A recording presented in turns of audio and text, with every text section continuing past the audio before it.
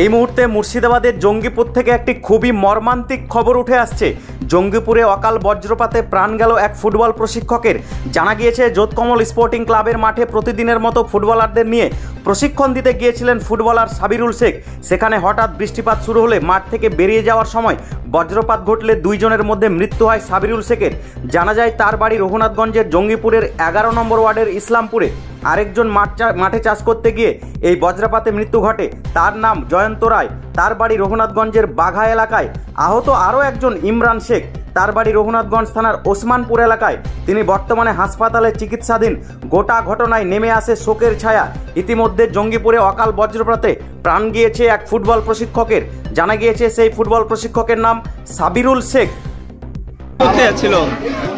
মাঠে কি খেলতে যাচ্ছিল না? ও তো খেলা পাগল লোক, সবসময় মাঠেই থাকে। আজকে কি করতে? আজকে খেলা চলছিল মাঠে, সব প্লেয়ারে খেলছিল। ও সাইড দিয়ে ক্লাবে যাচ্ছিল যাতে ও না ভিজে, তার জন্য সেই সময় ভিডিওটা করেছে, ফোনে কথা বলছিল, হয়তো ওই কারণে হয়েছে। সাবিরুল তো একটা অ্যাসোসিয়েশন চালাই।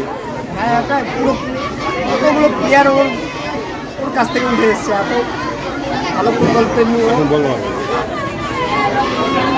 ওরা জমিতে কাজ করছিল, আপনার দিঘিতে কাজ করছিল মাছের জন্য। যে ধান ফানে মানে মাছের জমিতে যে সার ফার ব্যবহার করে না, সেসব করছিল। ওরা বাড়ি আসছিল, বিদ্যুৎ চমকা ছিল বলে, মানে আমাদের ওই মাঠের ধারে একটা বাড়ি আছে, সেই বাড়িতে আসছিল ওরা। আস্তে আস্তে ওদের মানে মৃত্যু হয়ে গেছে। একজনের ডেট এক্সপায়ার ডেট হয়ে গেছে, আর একজন বেঁচে ছিল। ওর ট্রিটমেন্ট চলছে এই হসপিটালেই। যে মারা গেছে তার নাম কি? জয়ন্ত রায়, মালদা। মালদা আপনার মেহেদিনগর। হ্যাঁ, এখানে মাছের যে মানে চাষ জমিতে যে কাজ হয় মাছের, সেগুলো করতে এসেছিল। মানে ঘাস টাস কাটা আর কি, মাছকে খাবার দেওয়া। বয়স আনুমানিক 24-25 মতো বয়স হবে। হ্যাঁ,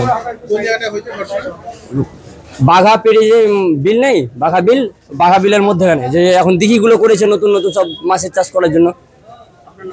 হাসিম শেখ, ঘোরসালা।